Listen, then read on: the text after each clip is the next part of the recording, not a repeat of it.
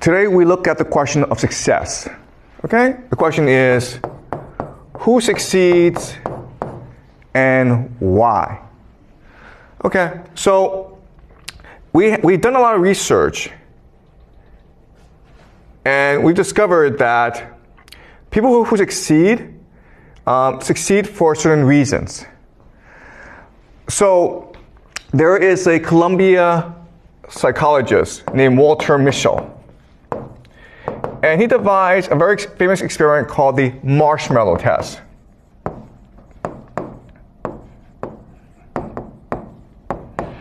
In the marshmallow test, it's very, very easy, okay? So imagine a room, and I invite a 4-year-old or a 5-year-old to come into this room and have a conversation with him or her. I ask them, how's your mother? What do you like to do? And it's a very good conversation. Then suddenly I get up and say, I'm really sorry, but I need to go across the hallway for another meeting, but I'll be back, okay? So just wait for me. And here, I'll make you a deal. Here's a marshmallow. I'm going to put a marshmallow in front of you. And you can have it right now. But if I come back and the marshmallow is still there, I will give you 2 marshmallows. Okay? And then Walter Mischel, he goes away. And then he goes behind the room. And through a see-through mirror, he's able to see the students as they struggle to contain themselves. Because obviously they want 2 marshmallows.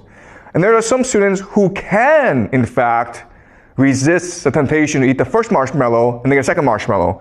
But then there are others who cannot. And Walter Mischel will spend 50 years just tracking them, okay? And what he discovers is this. The students who resist the temptation, who get the second marshmallow, they are much more likely to do better in school. They have higher test scores. They have better careers. Their careers are more stable. They get promoted in their careers. They're much more able to find a stable relationship.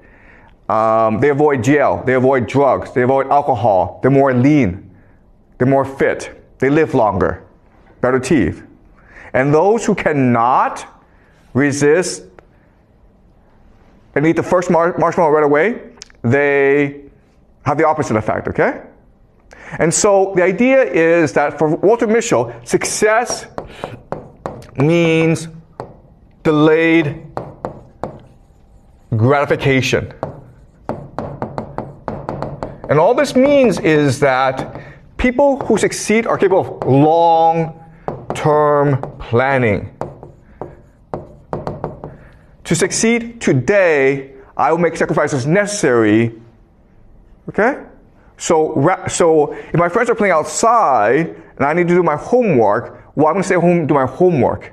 Okay, so long-term planning, what he calls delayed gratification.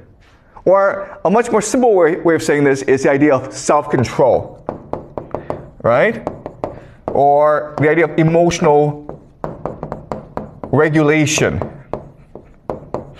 You're able to keep your emotions in check.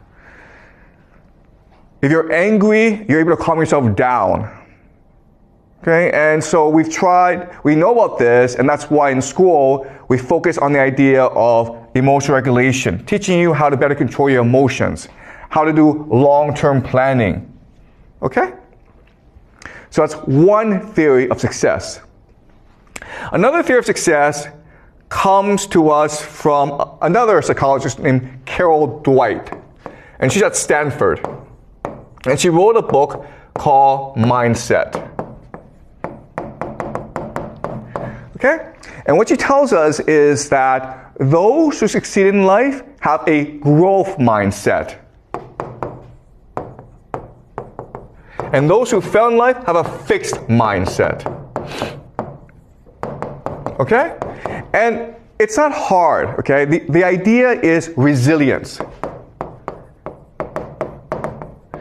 Those who have a growth mindset, if they fall or they fail, they say to themselves, this opportunity for me to learn. So I'm going to think about what I did wrong.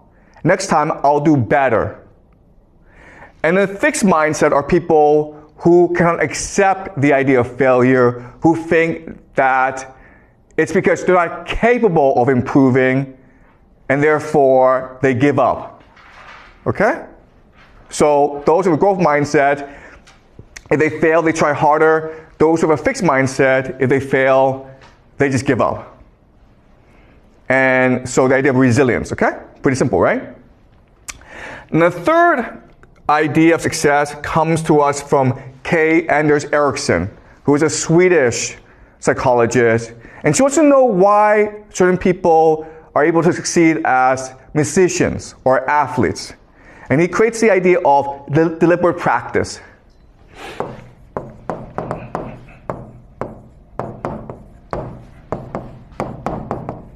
Okay? So what he found is that people who want to become athletes or musicians, they work really hard. They practice every day. But the people who succeed practice strategically.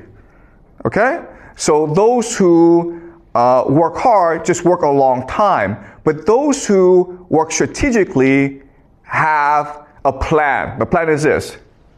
What are my goals? How can I achieve these goals? And then how do I improve my plan? Okay? So they're examining their own practices. And they're trying to figure out where the weaknesses are, where they can improve, then set a plan on how to improve, and then they follow this plan. And if this plan helps them improve, they stick to the plan. But if the plan doesn't really work, they change the plan as well, okay? So this is the idea of self-reflection or self-assessment. Constantly thinking about how you are as a student and figure out how to improve your own learning strategies. And what K. Anders Ericsson discovered is that if you do this, you'll succeed at anything. And this is true, okay? And the reason why we know it's true is there are two American psychologists named Dunning and Kruger. There's something, the Dunning-Kruger effect. And so what they did was this. They ran an experiment. They had 500 students in their psychology class, first year university. They made every student take an IQ test. And then after they took the IQ test, they asked each student, how do you think you did on the IQ test? Do you place in the top 5% or the bottom 5%? And it turns out that no one got the ranking correct. Okay? So those who were in the top 5% in terms of IQ thought they were maybe in the top 20%. Because for them it was easy, so they assumed for everyone else it was easy as well.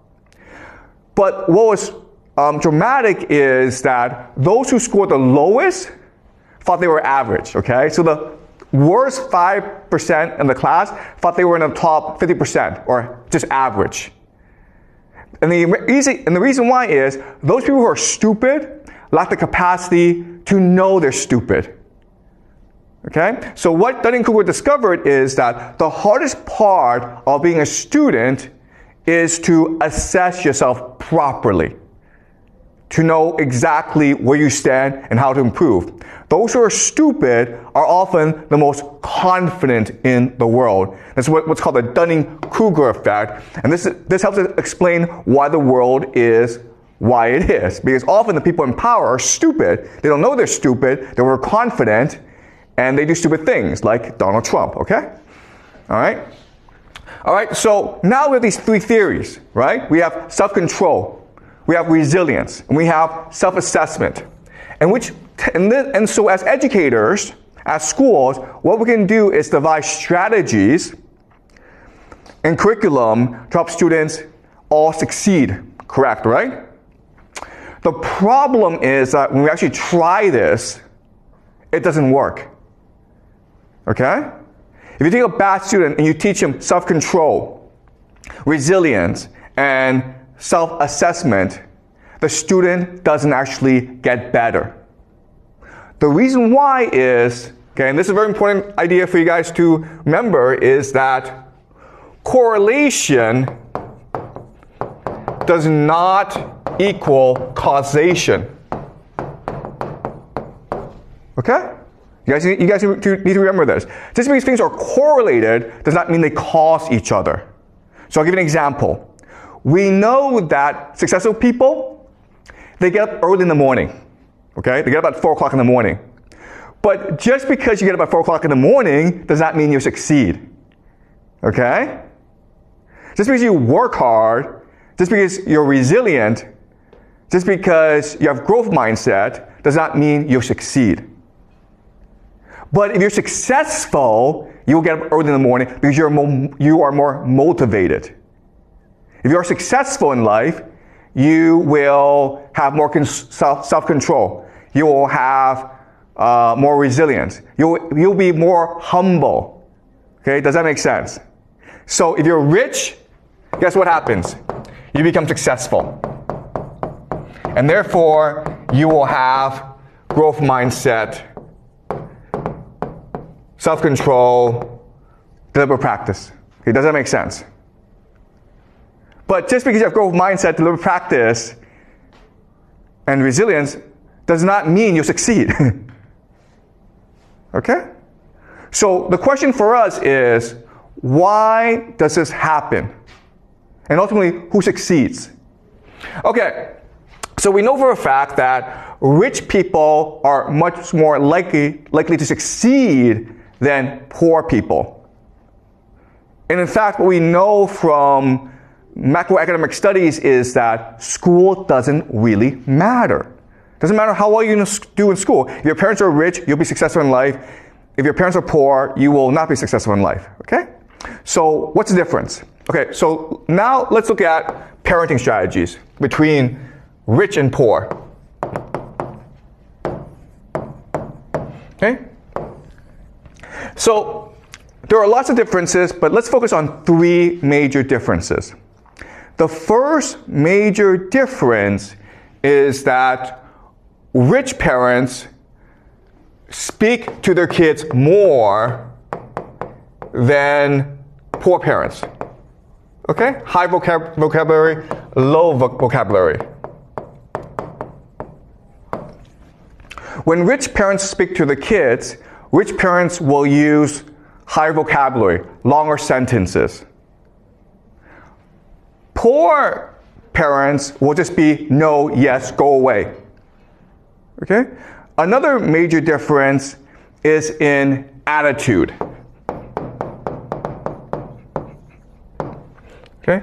So rich parents use a friendly attitude, and poor parents use an authoritarian or command attitude.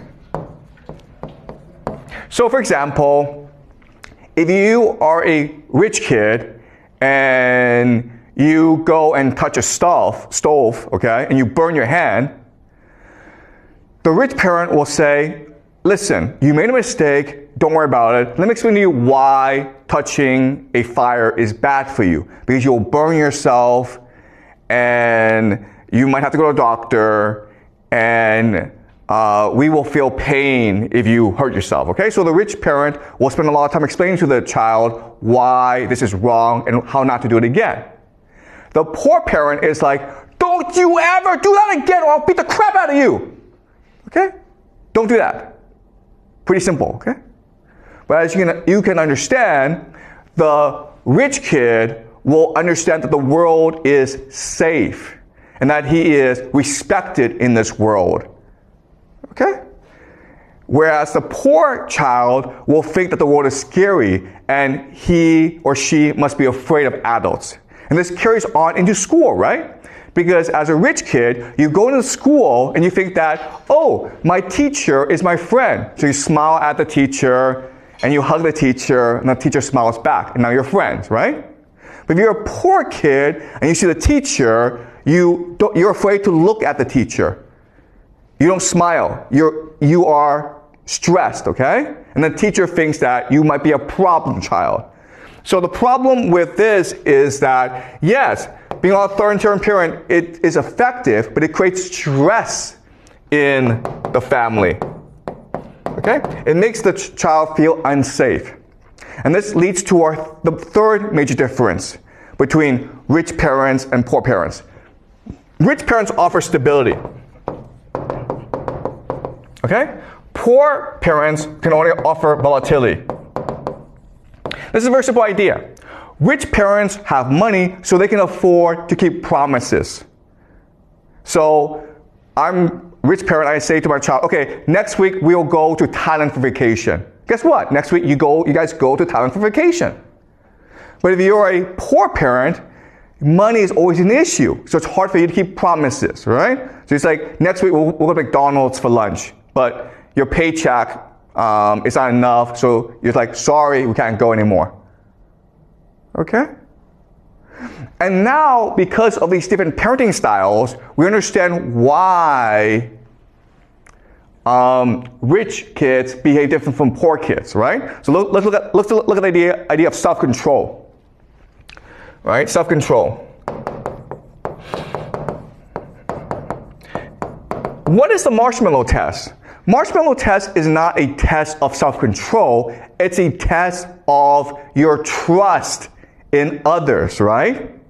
If you believe that the teacher who goes outside, if you believe that he or she comes back and will keep his or her promise, then you will not eat that marshmallow. But if you think that this teacher is lying to me, then you're not going to eat that marshmallow. Then you will eat that marshmallow, right? So it's not really about self-control, it's about your belief and trust in authority figures, right? So if you're rich, you have stability, but if you're poor, you don't have stability, so you're actually better off eating that marshmallow rather than waiting for that second marshmallow, because guess what? Most of the time, you will not get that second marshmallow. Okay, do you understand? So it's not that poor kids are stupid, poor kids are rational, and they're responding to the circumstances that they live in. Okay? And resilience, right? Well, the idea of resilience is that you believe that the world will help you. Right? So if you're rich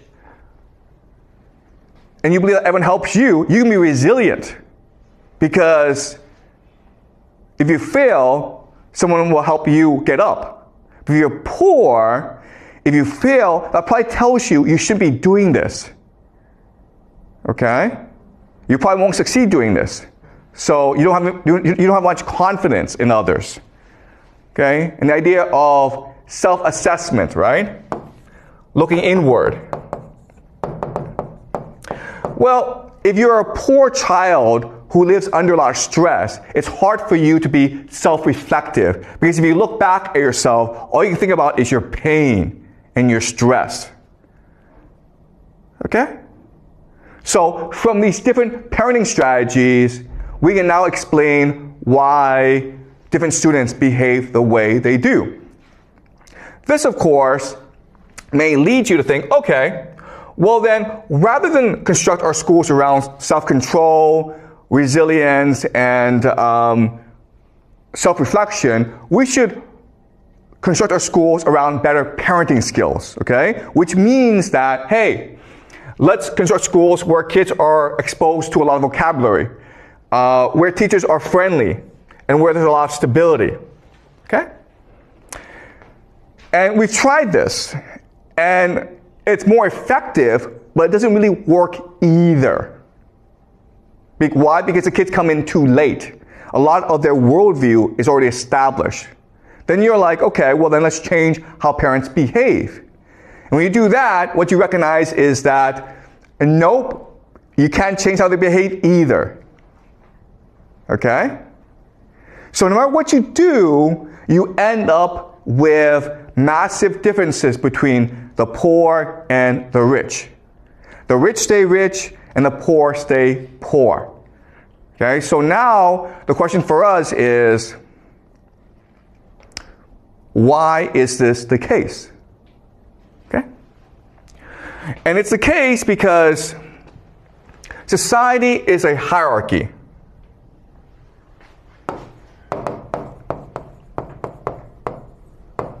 Okay, and the hierarchy is usually divided between the rich and the poor.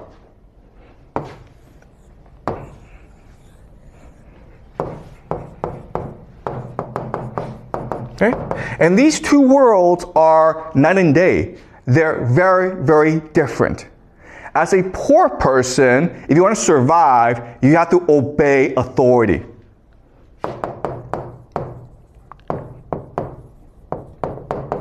Okay? But if you're a rich person, the way that you get along with others, the way that you maximize your outcome is by negotiating with others. Okay? Negotiating.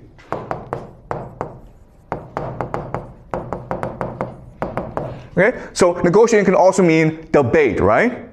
So who should be the boss? Well, let's have a debate and present different evidence as to figure out who should be the boss. Okay? So negotiation means debate and argument. So this helps us understand why different parents parent their child differently. If you're a poor parent, your responsibility is to make sure that your child knows how to obey authority. Okay? That's why you command your child. But if you are a rich parent, you want your child to be able to negotiate with authority, and that's why you respect your child and you teach your child how to debate, how to argue, how to negotiate with others. Okay? Because they live in different worlds. Another way of saying this is that from day one, rich kids know that they're playing a different game from poor kids. Okay? So let's go back and look at parents. Okay? So poor parents command their child, don't really speak, don't communicate, and don't keep promises, okay?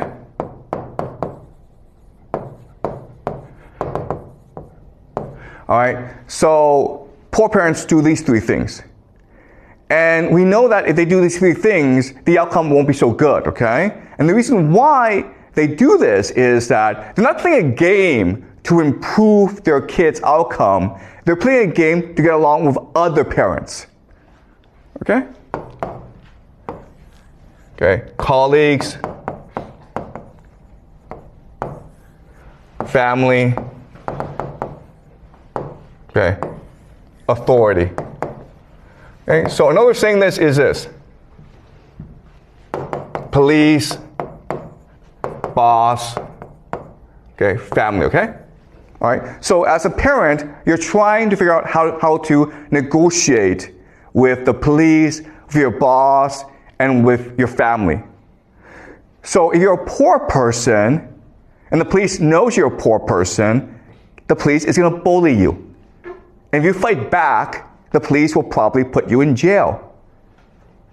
Okay? So it's very important that you accept authority, you don't challenge authority, because if you do, you're probably getting into trouble. Your boss, right? If you're a poor person, your boss will just command you about. And so it's very important that your child knows how to take orders. Rather than ask questions, rather than debate, your child must learn how to just follow orders, or at least keep his mouth shut, okay? And then family is about maintaining good relations with those who can most support you. And that often means the same values. Okay? So if your family members or your friends, if they are parenting their child in this manner, you're also going to copy them, okay? Imitation. All right? And for a poor person, this is the optimal strategy of how to parent.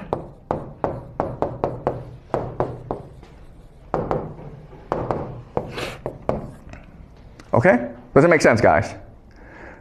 Because if you do it another way, okay?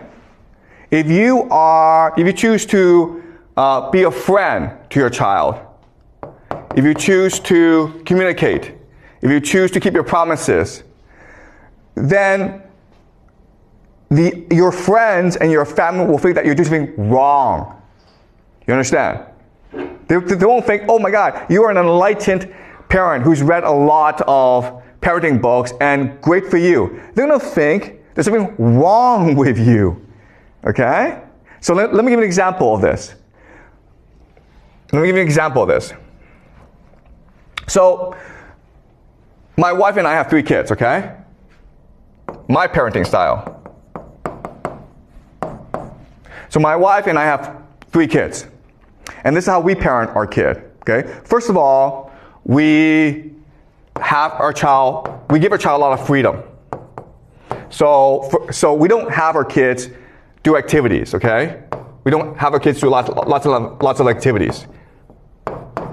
We don't send our kids to math class. We don't send our kids to swimming class. We don't send our kids to piano class, okay? We just let our kids run around and play.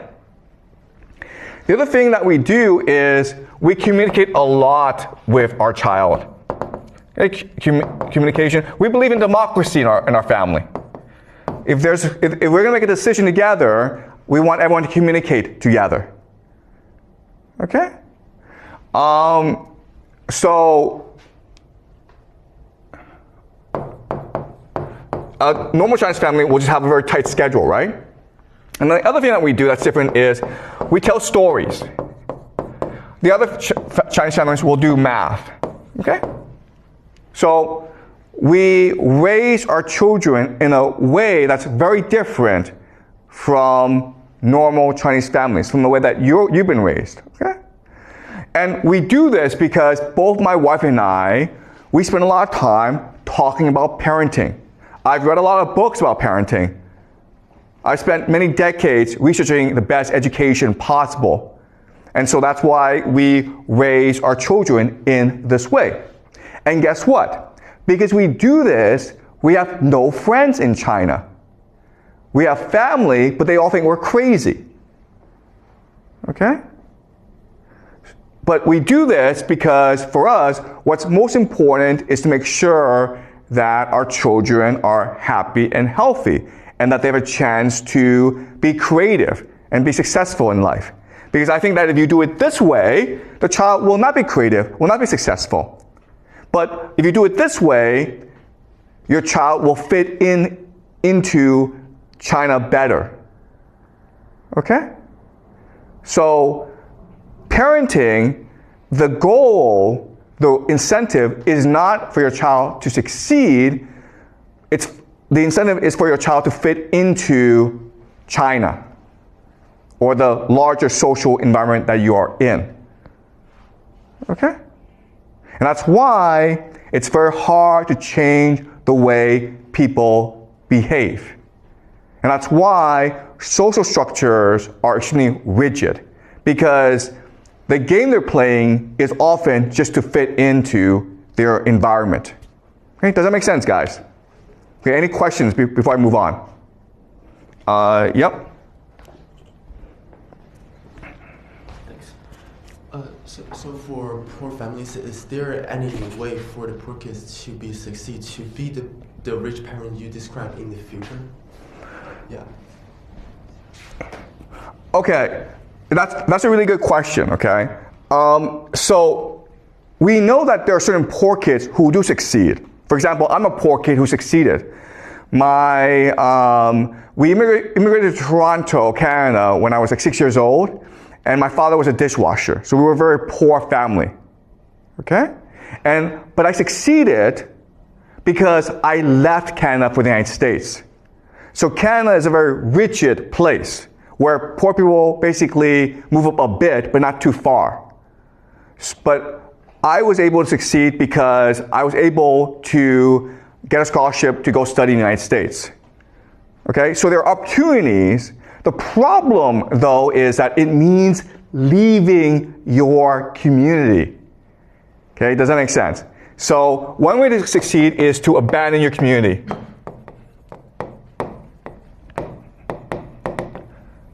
Okay, but that's high risk. Right? So you have to be extremely individualistic to take such a risk. So that's why most people don't do it. Because if you think about it, the safest option for you is to stay within your community. That's what's going to guarantee you the best outcome. But if you choose to abandon your community and just say, you know what, I'm going to go somewhere else and try my luck, that's taking a really high risk, okay? So to succeed, you have to take high risk. So another possibility is war. That traditionally, historically, has been the best mechanism of social mobility. When you go fight a war and you do really well, you'll get promoted in life. Okay? But again, war is high risk because chances are you'll get killed. Okay? So not just war, but also revolution. Right? Okay? And of course, the best way, of course, is to marrying up. Okay? And that's why, remember in our very first class, we talked about the dating game, right? Where women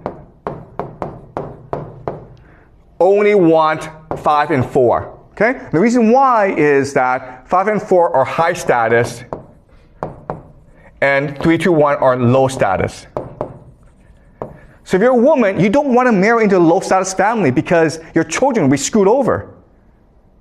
Okay? Your best option is to take a risk, gamble into a high status and marry. You want to try to marry into a high status family.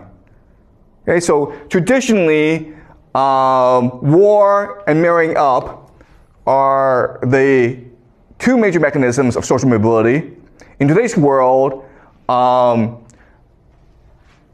abandoning community can also lead to success. Okay, basically immigrating to a place that offers more social mobility, which often means the United States. Okay, but another way of saying this is you have to get really lucky, guys. Okay, so there's lots of poor people who think that, you know, I succeeded because I worked hard and I'm really talented. Look, I was born poor. I lucked into Yale. Okay, it's luck. You can work as hard as you want, but the chances are against you. Okay? And it takes a certain personality, which is you're really individualistic, you're very ambitious, and you have high risk tolerance. Most people don't have that, okay? So yes, there are certain people who, despite their background, they're able to succeed.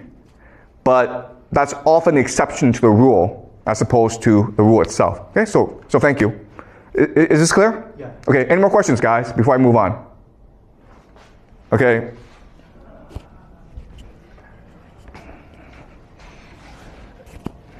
Can be luck counted as a kind of ability, or is just coincidence? Okay, that's a really good question. Yeah, okay. Yep.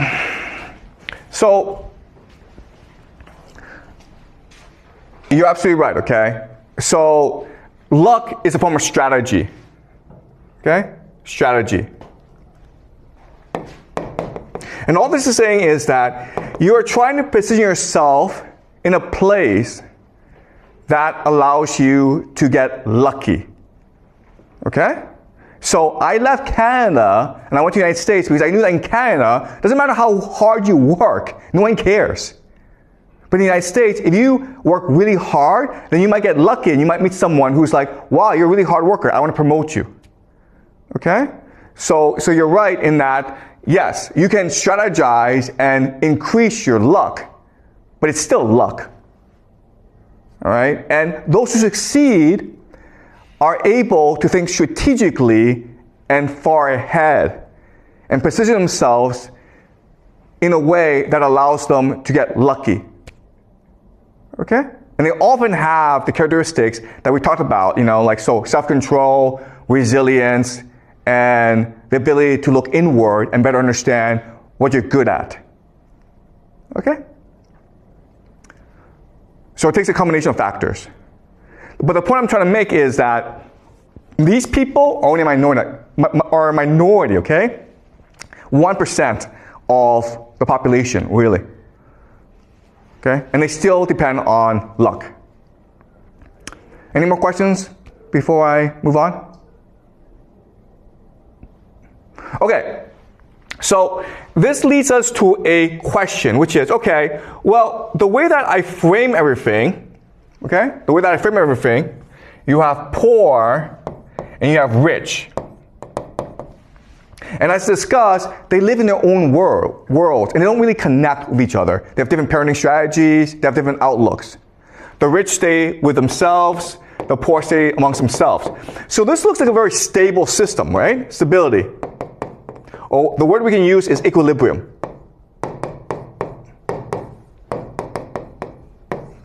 Now the question then is, why do societies collapse? Why are there revolutions? Why are there social changes? This looks like a system of equilibrium where, because of parenting, people know their place and people know how to best strategize about maintaining their place. So why is there social change? And the reason why is that this system has problems and it's stable, but the main problem is this system, okay? It's the rich that's problematic. And the reason why is that the rich are taught from day one to negotiate a better outcome. Okay, so another way of saying this is that the poor is like minimum outcome. Okay? The rich want the maximum outcome. The poor are like, you know what, if I'm alive, if I have a decent job, I'm okay. But the rich are like, no, I need to be the top dog. I need to improve my lot in society. Otherwise, what's the point of my life? Okay? So they have high expectations, okay? High expectations, low expectations. Okay? And this is a problem because power, it's a zero-sum game. Okay? Hierarchy is a zero-sum game. So only a few people can be at the top. So eventually you get into a situation where there are too many rich people and not enough powerful positions. And this is what's called elite overproduction.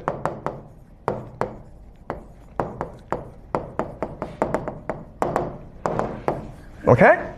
And then what happens here is that in order to get power, certain factions of the rich will align with certain factions of the poor against the powers that be. Okay? So all revolutions are always between the half a lot versus half some. It's never between rich and poor. It's always between half a lot and half some. So the people who led the Chinese Revolution, right? People like Mao Zedong, Zhou Enlai, Deng Xiaoping, they were not poor people. They didn't come from poor families. But they weren't rich enough, okay? So the Chinese Revolution was really between the urban elite versus the rural elite. Okay, the half a lot versus half some. If you look at every revolution in human history, that's always been the case. Okay? If you go back to Chinese history and you look at all these revolutions that started in China, it was always led by the middle class or the aspirational class, usually merchants, right? Merchants. Because they were discriminated heavily in society, but they had money. And they wanted to transform their money into power. And so when times were bad, when people were looking for change, they took the initiative and led people into revolution. Okay? Okay, does it make sense, guys? All right, any questions?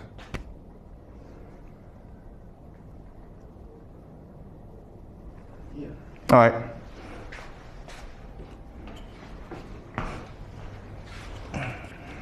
So you said the revolution was initially within those rich people. So how could they lead the poor people to follow them to start the revolution? Because revolution need a huge amount of people, like the public base to to initiate. Okay. Okay, great question. Okay, so revolutions are almost the same. So over time, because of the structure, because of the inequality between rich and poor, certain problems arise, okay? So, and these problems are extremely common. The first problem, okay, problems. The first problem is indebtedness.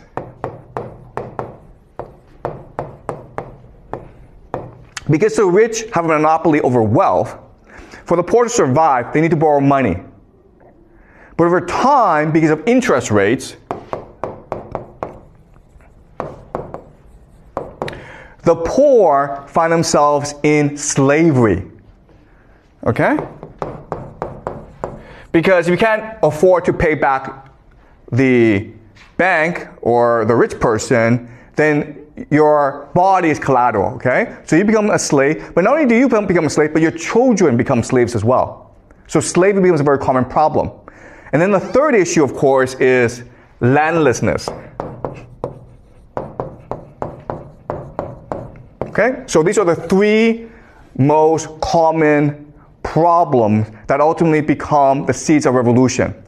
The poor get into debt, and so they lose their land, and their children become slaves. Their children's children become slaves as well.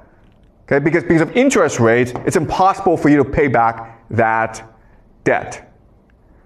Okay, so now you have a majority of people who have absolutely no incentive to live. So what happens now is that a elite, okay,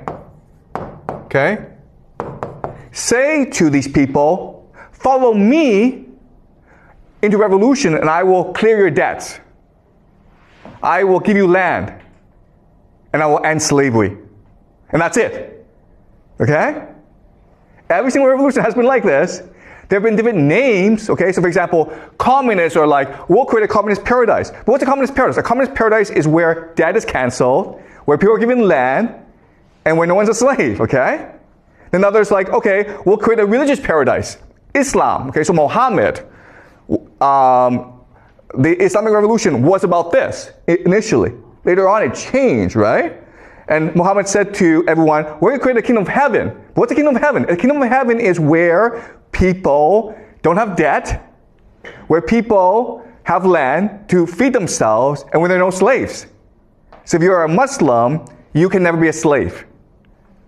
Okay? So look at every single revolution, it's this pattern. Whereas over time, because of inequality in society, you have people who fall into too much debt, they become slaves, they have no land, and then because of elite overproduction, you have this faction that splinters off, and who, in order to obtain power, get the people on their side, okay? And you look at the Roman Civil War, Julius Caesar was saying the same thing, right? Why was he so popular? Because he was saying to the Roman people, if I become king, I will get rid of your debt, I will free you of slavery, and I will give you land. And that's why they had to kill him.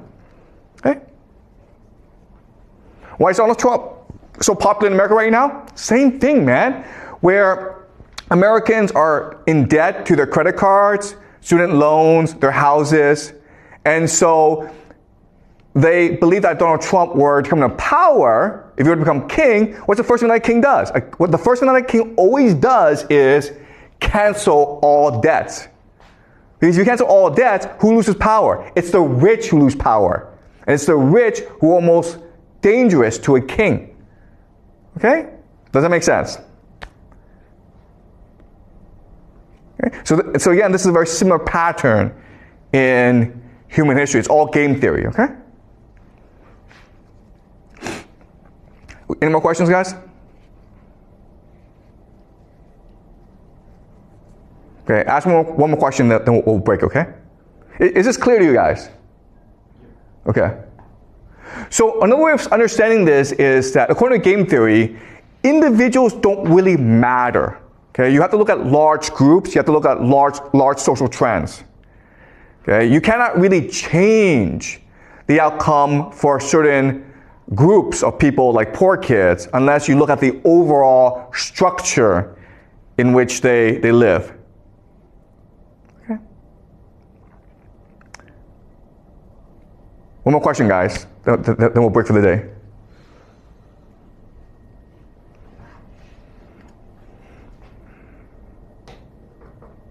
Yeah, Alan?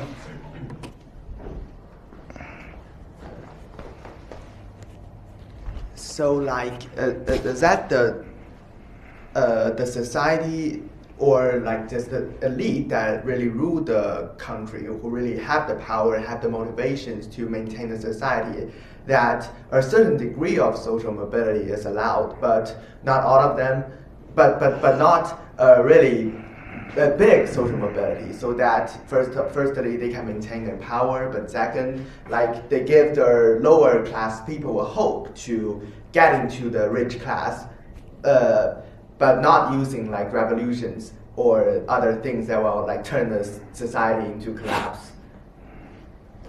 Okay, yeah. Okay, look, you're absolutely right. So social mobility is really the best form of governance, right?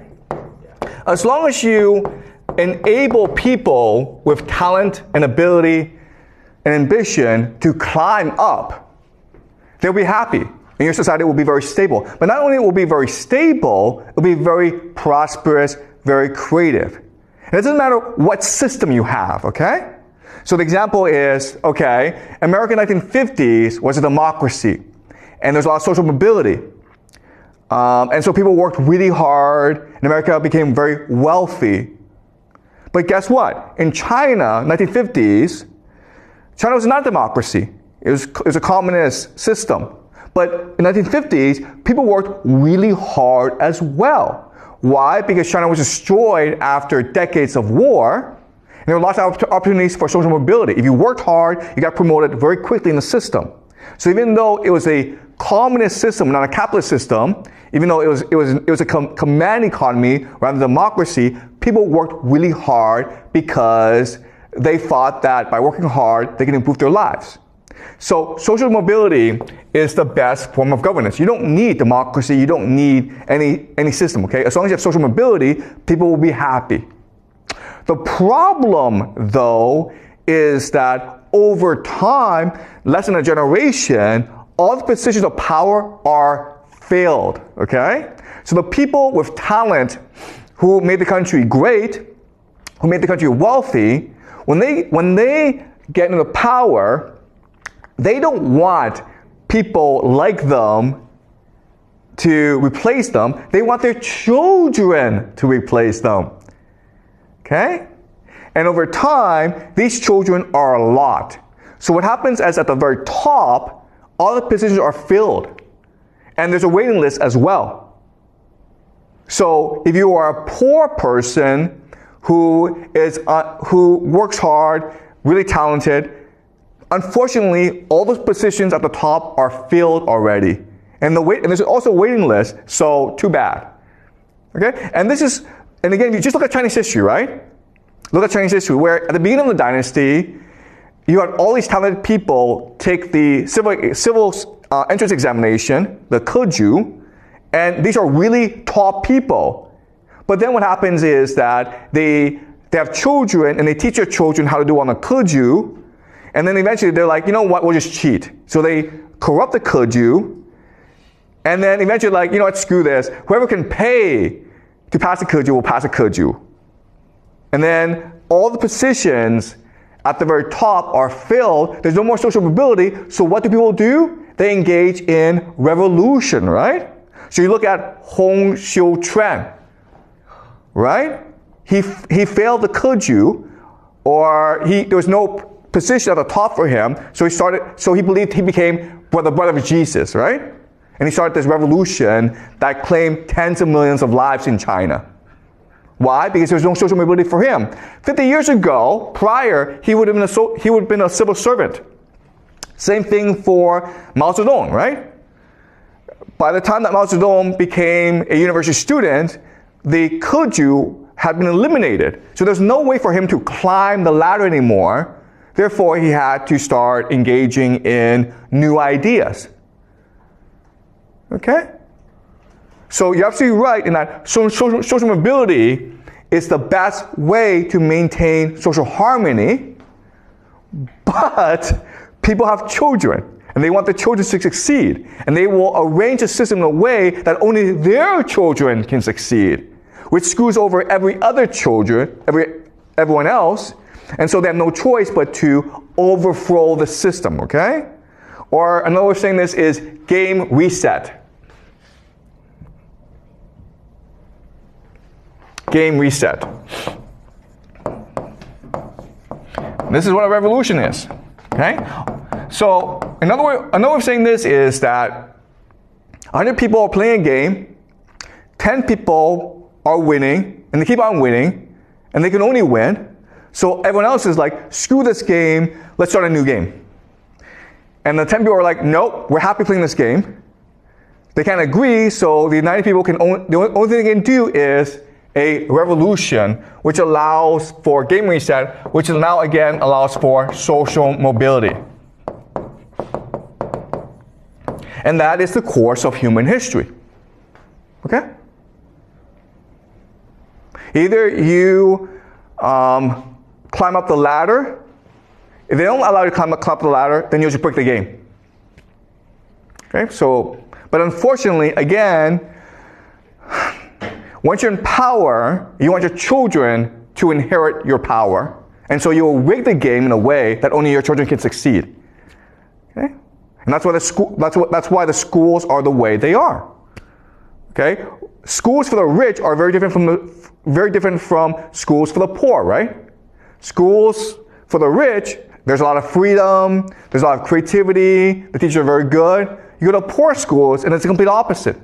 And the reason why is the system is set up to make sure that certain people succeed and everyone else fails.